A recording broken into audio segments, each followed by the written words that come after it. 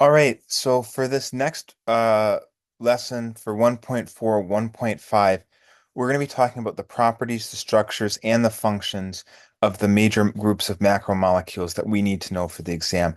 And that is proteins, carbohydrates, and lipids. Remember, nucleic acids are in there, but we are going to save the nucleic acids part for our genetics unit. So that won't be the focus of this unit test at all, right? Now, I have put, or I have made it, and really I did this so it was easier to navigate for all of you. Carbohydrates, lipids, and proteins all into one presentation, even though we won't be dealing with them all together in one class. We'll split them up. So if we're going to go in the order that we are in class, this first portion is going to be about carbohydrates. And so I'm just going to move through the presentation so we can start at the carbohydrates portion together, right? And then when we get done with carbohydrates portion, I'll be like, all right, that's it for carbohydrates, moving on to this or moving on to this, all right? So carbohydrates are what living organisms use for quick, short-term energy. So aren't they are not a form of macromolecule that stores energy for a long period of time like lipids. Carbohydrates can store energy like you see down here, but for days, a couple days, like think about glycogen in your body. So when you maybe before an athletic competition or quote unquote carbo loading. What you're doing is you're eating a lot of carbohydrates and they get stored as in a special form called glycogen that's stored in your skeletal muscles and your liver. And that stays there for maybe 48, 72 hours and then is used right away. So that's short-term energy storage or for energy that you need to use like right now. Right. That's why, like, if you're a runner and that you might take a gel, there's a lot of carbohydrates in there, so your body, when you're running, can use them right now, right? Otherwise, carbohydrates are also used for raw materials or structural components. So plants are crunchy because of cellulose, and since plants don't have a hard skeleton, they use that cellulose, those carbohydrates, for structure, similar to insects. They have a crunchy exoskeleton that's made out of carbohydrates. So carbohydrates have a number of different uses, but all carbohydrates are polymers. And the monomer, the repeating unit that builds up bigger carbohydrates, are called monosaccharides. And so over here on the right, this might look familiar from our lesson about dehydration synthesis. Each of these kind of hexagon shapes is a monomer of a carbohydrate, which we call a monosaccharide. So if you see kind of this hexagon shape with an oxygen here in one of the corners. This is a carbohydrate, a monosaccharide. Okay, and so we can link them together to make bigger and bigger polymers of carbohydrates called polysaccharides. But just one individual one is called a monosaccharide. And here are some different examples of different carbohydrates. Some are monosaccharides like glucose, but starch, cellulose, glycogen, all of those are polysaccharides. Okay. Simple carbohydrates is we also call sugars, right? And so carbohydrates or monosaccharides can have a couple different forms. They could have six carbons, like this glucose molecule does. They could have five, one, two, three, four, five, like this ribose. They could have three, one, two, three, like this glyceraldehyde molecule. Um, and so we could classify different carbohydrates by the number of carbons they have. But this isn't really something that you're going to be asked to do. Just know that all carbohydrates, all monosaccharides don't necessarily have six carbons, even though glucose does, right? Others can have five or four or three. Usually, in the name of a monosaccharide, you will have ose in the name. So glucose, pentose. That kind of is a giveaway suffix that's saying, hey, this is a monosaccharide, this is a carbohydrate. It's important to know that we do number the carbons in a carbohydrate. And as it says up here in blue, this will become important. Maybe it's not obviously important right now, but surely by the time we get to about Thanksgiving time, the fact that we number carbons in carbohydrates will become important. So I just want to show you how you do this. Just like you see on this last page, all carbohydrates like here, here have an oxygen atom that's part of this ring structure. So here's the oxygen atom that's part of the ring structure. Here's an oxygen atom part of this ring structure. Here's an oxygen atom that's part of the ring structure. And this is where we start. And then we go clockwise, so clockwise, and we count off the carbons. So going clockwise, here's one, so that's a one carbon, two, that's a two carbon, and so on. Three, four, five, and then six. So I can refer to, for example, in this drawing of glucose, the four carbon, and I can say, oh, here's oxygen. One, two, three, four. That's the carbon found right here. That would be the four carbon. And no matter where you are, that would be the same for everybody. Okay, so we do number carbons in monosaccharide carbohydrates, and that is how we do it. So, like we were talking about, carbohydrates come in a bunch of different forms. Monosaccharides that are like glucose up here, one chain link big, simple sugars. Okay. We can have, if we link two of these together via dehydration synthesis, we could get two disaccharides, like sugar, cane sugar here, pure table sugar here is a disaccharide. It's made of one monomer of glucose like this, and actually one monomer that's similar to ribose called fructose.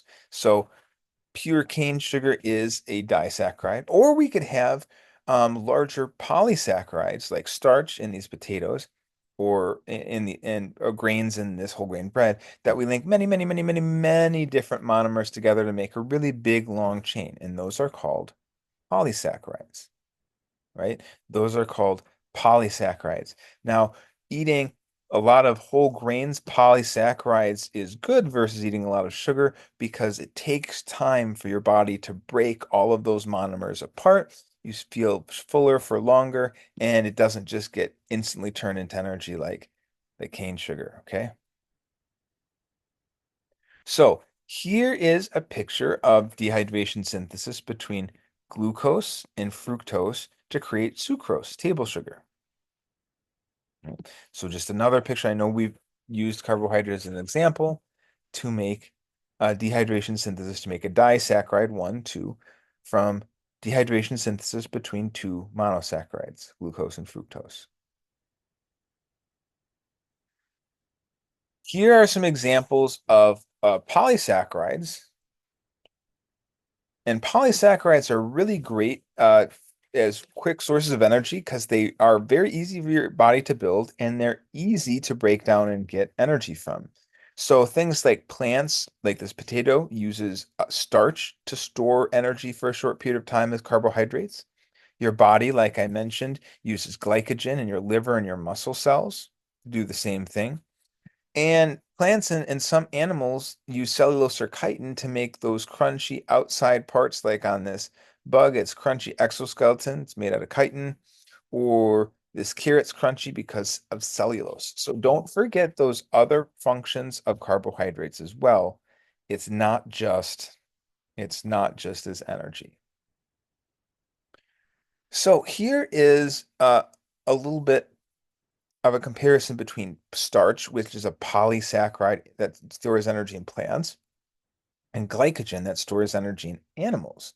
And you can see how starch is just one big, long, pretty straight chain, where glycogen is really branched. And the advantage of glycogen being very branched is it's easier to digest. There's more points to start that hydrolysis reaction to break it down. And that's normally because glycogen, when your body needs to use glycogen, needs to be able to break it down very, very easily, whereas starch is more useful as a slow release storage molecule, and that's more to do with the needs and the physiology um, of animals and glycogen versus plants and starch.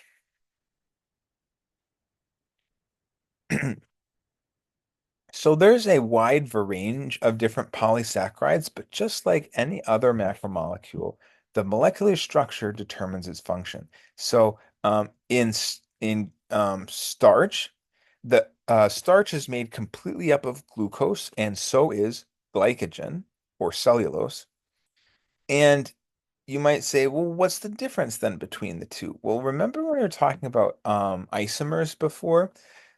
Here we have a glucose, which is called alpha glucose, and you can see right on the one carbon, they're numbered. There's a hydroxyl group that's kind of pointing down towards the bottom of the screen. And in beta glucose, it's pointing up towards the top of the screen.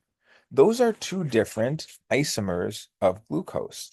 And because have slightly different shape, different structure, they have different functions. And that's why starch and cellulose are two different things.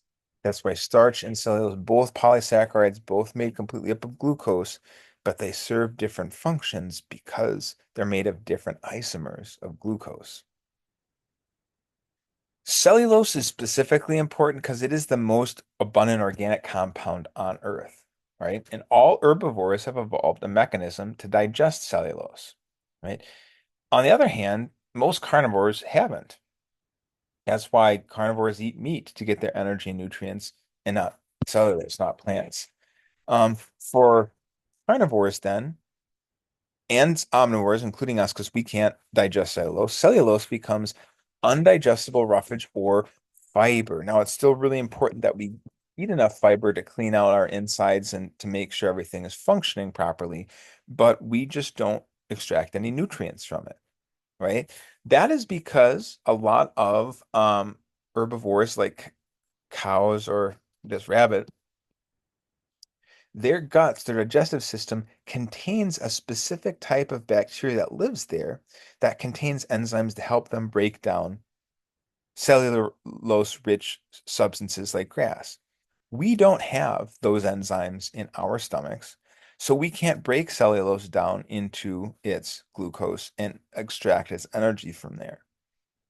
All right? It's just what has happened over evolutionary time. Those that rely on plants for survival have those bacteria, have those enzymes, and those that don't haven't, right? And so this is the end of the part about carbohydrates. So if you just came to look at carbohydrates, this will be the end here. Otherwise, we're going to go back and we're going to now go on to talk about some lipid stuff next.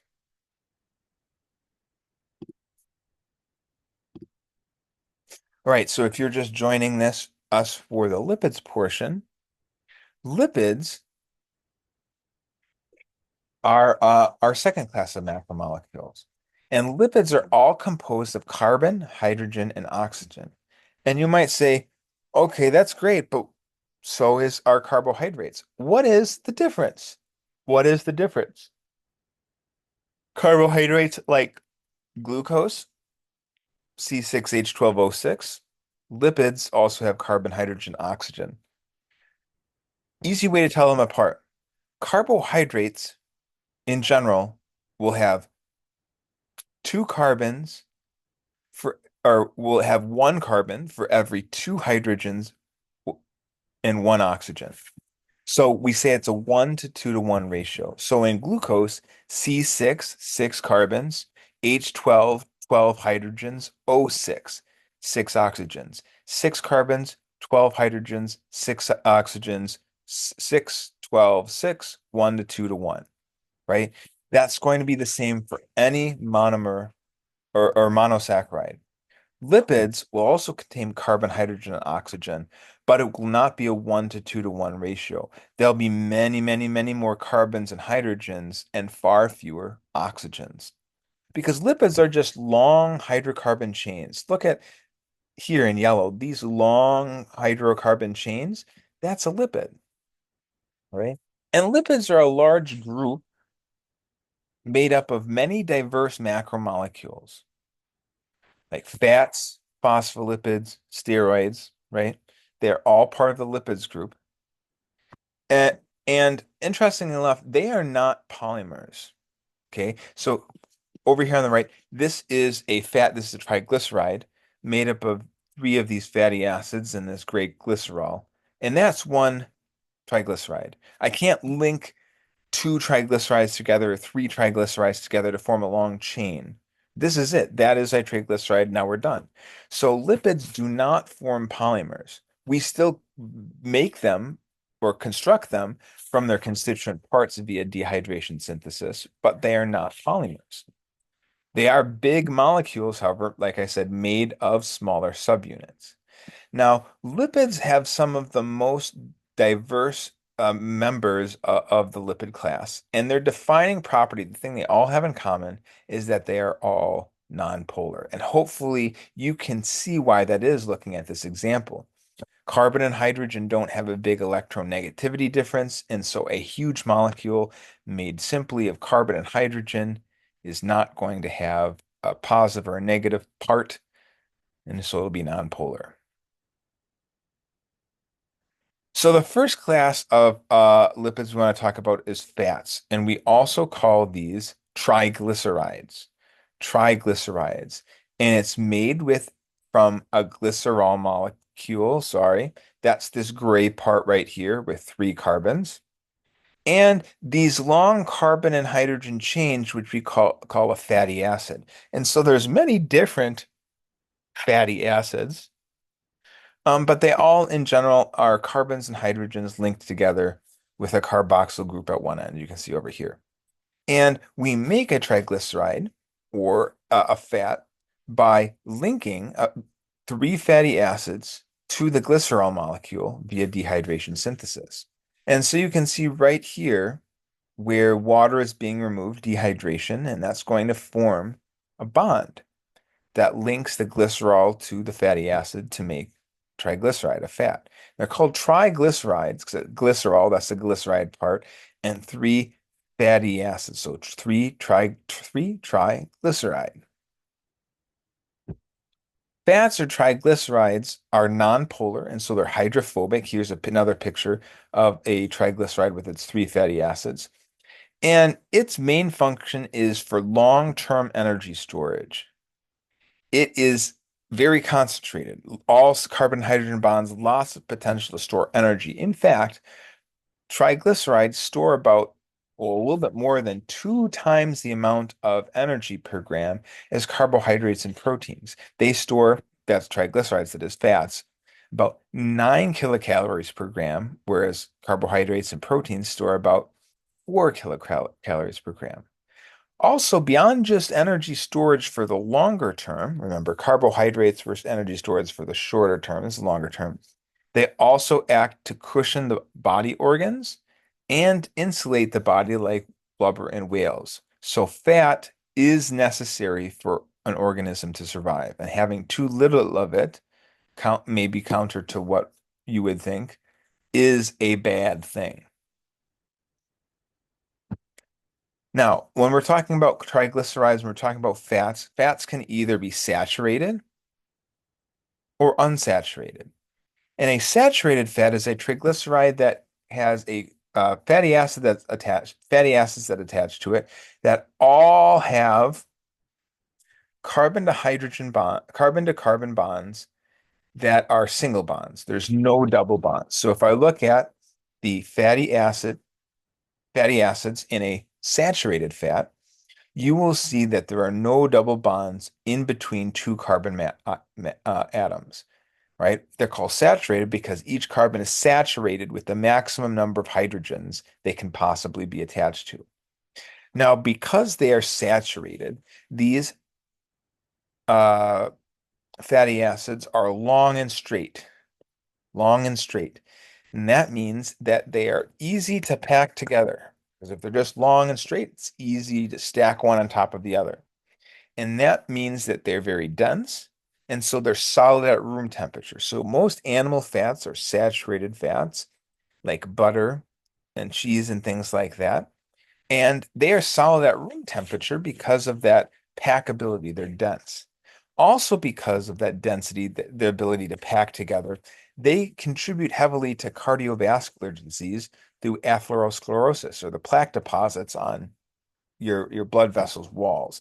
So that packing together allows them to stick to blood vessels and can cause cardiovascular disease. Unsaturated fats, on the other hand, contain at least one double bond, like you see in this picture on the bottom, in their fatty acids. Now, that double bond creates like a kink, a bend, okay? That you see here in the space filling model at the top. That kink or the bend causes these triglycerides to not be able to pack as densely or as tightly with one another. So they're not as closely packed together, and so they're liquid at room temperature, like in plant and fish fats, like in vegetable oils. And so they remain liquids at room temperature because the kinks made by the double bonds prevent them from packing tightly together. These ones don't have the drastic uh, contributions to atherosclerosis that saturated fats do. And so that's why some of the quote unquote good fats like the omega-3 and omega-9 and fish oils are unsaturated fats. Now you might see on a what do you call it? Food label, polyunsaturated fats. And those are like unsaturated fats. They have a double bond, but they have more than one double bond. So you can have some saturated fatty acids that would have a number of double bonds between their carbon-carbon chain. But as long as they have at least one, they're unsaturated fat. Right? The second group of lipids we're going to talk about are phospholipids. And now phospholipids are super similar to saturate or to fat triglycerides, except look, instead of having a glycerol molecule that's right here with one, two, three fatty acids, we removed one. There's one, two fatty acids, and now there is this large functional group up here that contains a phosphate group. That's what's in yellow here. The phosphate group, the PO4. And this PO4 part, and you can see up here this little plus, that creates this portion that I'm circling right now on the screen, that it is a polar portion of this molecule. So there's a polar portion of a phospholipid and there's a non-polar portion. All this stuff down here with the glycerol and the two fatty acids that we call the quote unquote tails, non-polar. So a phospholipid has polar parts, the head part, and non-polar parts, the tails parts. And phospholipids do something really cool when you put them in water because part of them, the head part with the phosphate group, is polar. It is hydrophilic and it's attracted to water. But because the tails part are hydrophobic, they're nonpolar, they want to hide from water. So they spontaneously self-assemble into these bubbles or miscels like you see here. They can also form this what's called a bilayer, a two-layer with the heads all facing the water, hydrophilic out, and the tails hydrophobic, trying to crowd in together away from the water in. And this is the basis of the cell membrane. So one of the primary functions of a phospholipid is it is the primary component of every cell membrane, right? So that is a primary function of a phospholipid. Lastly, there is a last class of lipids called steroids. And steroids do many, many, many different things, right? A lot of them are messenger molecules. They are like hormones that can send messages from one part of a living organism to the other to elicit uh, responses by different organ systems. But the thing they have in common is that one, they're all lipids, and because they're nonpolar, and two, they have this similar structure. So look at the yellow parts, these ring structures. We call that four fused carbon rings. So this is the four fused carbon rings. And then there's a bunch of other stuff that's coming off of it, like this stuff up here, this CH3, this OH, right? Those will be different depending on what steroid it is. But the basic backbone will have these four fused hydrocarbon rings, right? This is cholesterol, which is an example of a steroid, and its structure. Now we can look at some others, but cholesterol itself is also an important cell component, right? It is we'll talk about in our unit two about cells. It is an important component of the animal cell membrane. So animal cell membranes need cholesterol to maintain their correct fluidity. And it's also the precursor of all other steroids. So including invertebrates, the sex hormones. So it's really important. It's a necessary biomolecule to biosynthesize other hormones, for example. But high levels of it in the blood can contribute to cardiovascular disease, like we see over here by clogging arteries, right? So cholesterol, good in the right amounts, too much, and it's going to be a problem. Here are some other important steroids and their names. So cortisol is another hormone signaling molecule that has to do with the stress response. And aldosterone maintains and helps with blood pressure regulation.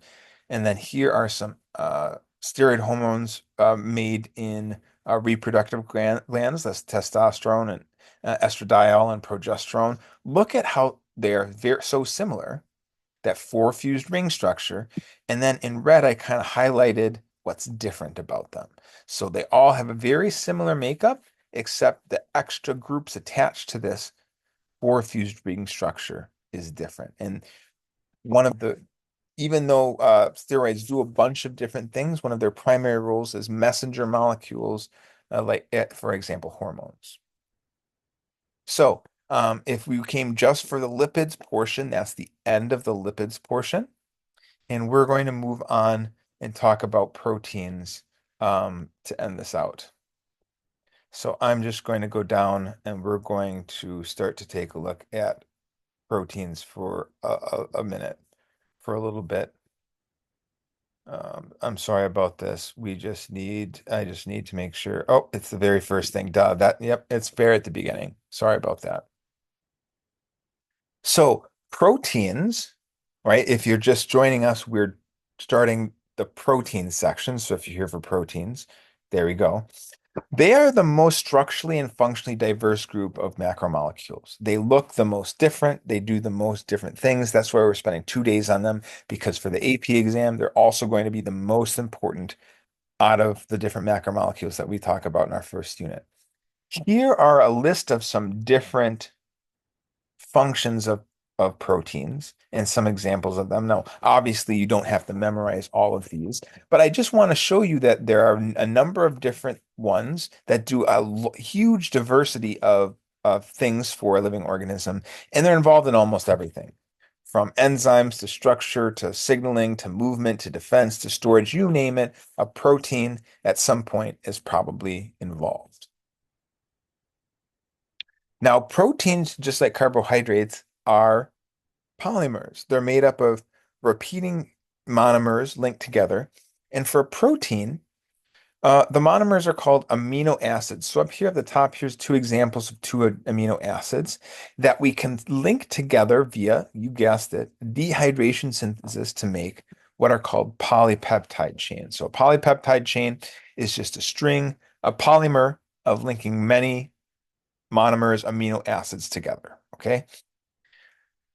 Now, a protein, we're trying to differentiate polypeptide and protein. A protein can be made up of one or more of these polypeptides uh, folded and bonded together.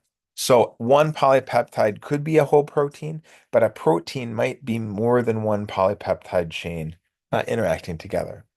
And so proteins end up taking on large and complex three-dimensional shapes. So look at some of these different proteins here, like growth hormone, or hemoglobin that like carries oxygen and carbon dioxide in your blood, rubisco that fixes carbon dioxide in plants. They are large, like globular shapes that look pretty complex, right? And they all are made up of 20 different amino acids. So here on the right is a generalized structure of an amino acid. And like I said, there are 20 different amino acids that are commonly in living organisms. And the the amino acids all have a lot in common. So they all have a central carbon attached to a hydrogen, like I have in black. They all have, if you can identify it, remember, based on your functional groups, they have an amino group. Look at this is an amino group in blue. They have a carboxyl group, this part in green, right? And every single one of those 20 amino acids have those things in common. Amino group, central carbon to hydrogen, carboxyl group, that part is exactly the same for all of the 20 amino acids. Now, what is different, I put here in red, and it's called the R, or the variable group. Now, the R doesn't actually represent anything specific, as R is not an element. But just like a variable in algebra, we could replace it with many different things, and what we replace it with will determine what amino acid it is, and it will confer unique chemical properties to each amino acid. So, like the alphabet, we have 20 different letters of our amino acid code, and we can rearrange them in different ways and in different combinations to make a protein. So here is a picture of all 20 of the amino acids. Okay. Now look at the parts that are not highlighted in blue. Go around to each of the amino acids and look how that's the exact same, right? On the left here, amino group, central carbon bonded to the hydrogen, carboxyl group, right? Same in all of them. That means the blue part, that is the R group. So the R group could be one atom, like in glycine, that's just a hydrogen, or it could be, look at tryptophan down here, really, really big and complex with a couple dozen different atoms. Okay, so there's nothing saying it has to be small, it could be smaller or big, but all of these highlighted in blue is called their R, or variable groups. Now, if you notice on this, we can group these amino acids based on the properties of their R groups. So look at this top one. It says nonpolar R groups. All of these R groups contain basically carbon and hydrogen. So all of these R groups are nonpolar. So we say that these amino acids are nonpolar. Okay. Let's look at the ones right below it. See, they have in the R groups, they have electronegative oxygen or nitrogen at one end. These are all polar R groups. So these amino acids are polar. They're going to be hydrophilic, right? And there's others like aspartate and glutamate that are negatively charged. You can see there's a negatively charged carboxyl group there. Or the ones above it, lysine, arginine, and histidine, have positively charged R groups.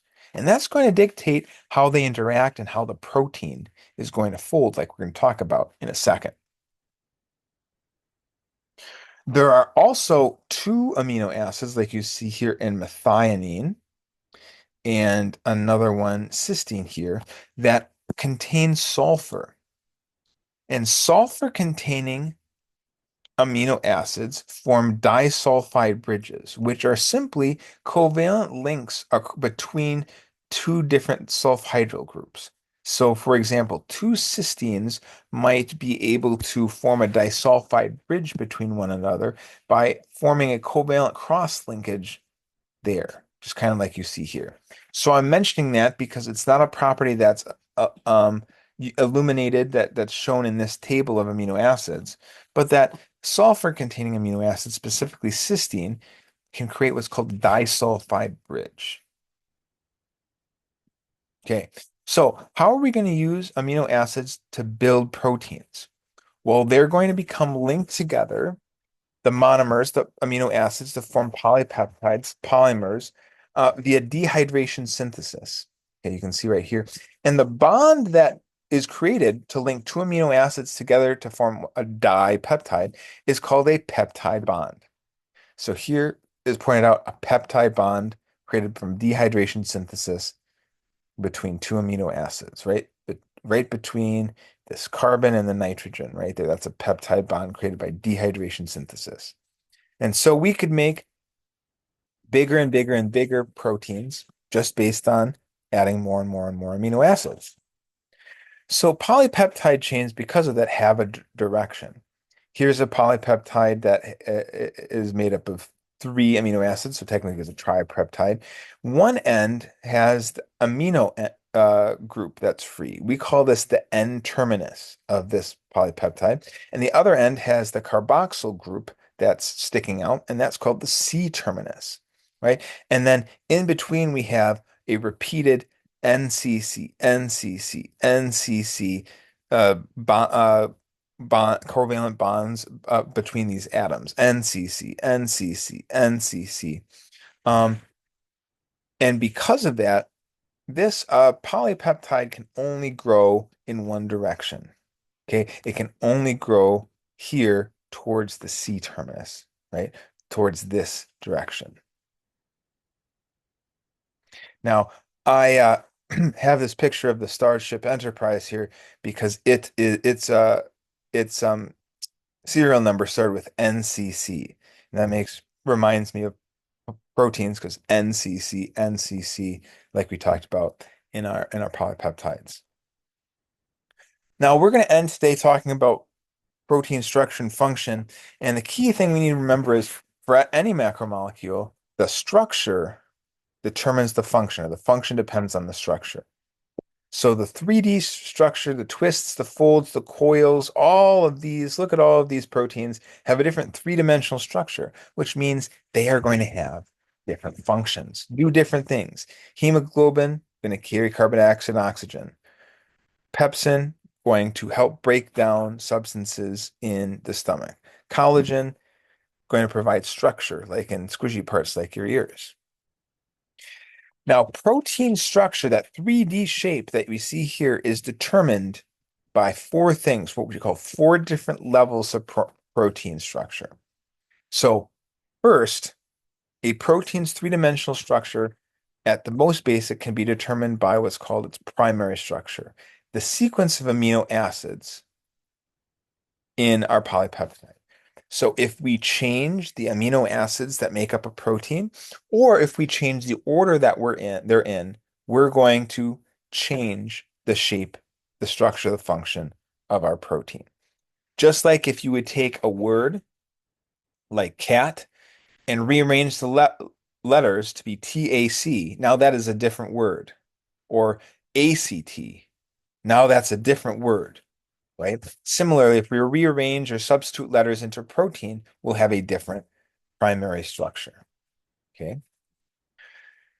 Secondly, we have secondary structure of a protein. And the secondary structure of a protein comes about when the hydrogens that are attached to the amino group form weak hydrogen bonds with the oxygen as part of the carboxyl group on the same polypeptide. So look at these pleated sheets and this alpha helices. Notice that the same polypeptide, the same chain, there we can have hydrogen bonds that form in between the backbone of that polypeptide. What I mean by the backbone is not hydrogens and oxygens in the R groups, right? R groups are not involved in the secondary structure. Notice how these are all taking place between the oxygen that was part of the carboxyl group and the hydrogen that was part of the amino group. That creates like this accordion pattern, or this helix structure that gives our protein its secondary structure. And you can see within a large globular protein, like you see right here, those motifs, those pleated sheets or those alpha helices, and where different amino acids are placed will determine how easily or readily or how difficult these bonds form and where they form. Okay, so definitely changing the primary structure is going to influence the secondary structure, right? Third is called the tertiary structure. And this involves the R groups. So remember, some R groups are polar. Polar R groups are probably going to want to be on the outside of our protein, exposed to water. So they are going to try to seek out the water, and in doing so, it will bend our peptide chain in a specific way. Likewise, hydrophobic nonpolar R groups are going to want to huddle together away from the water. And that'll again bend our polypeptide in a different way. Or cysteine amino acids containing sulfur are going to seek out one another to form disulfide bridges. And in so doing, will bend our polypeptide a different way. And so balancing out all of the ways in which our different R groups properties we're going to want to bend our polypeptide chain in different ways will dictate its overall shape, all of its bending. Okay. So interactions between R groups, that's tertiary structure, right? Because hydrogen bonding can occur between R groups, just like hydrogen bonding occurred between the backbone. When it's between the backbone, that is dictating our secondary structure. When the hydrogen bonding is taking place between R groups, that's going to be our tertiary structure, right? And then lastly, what's called our quaternary structure.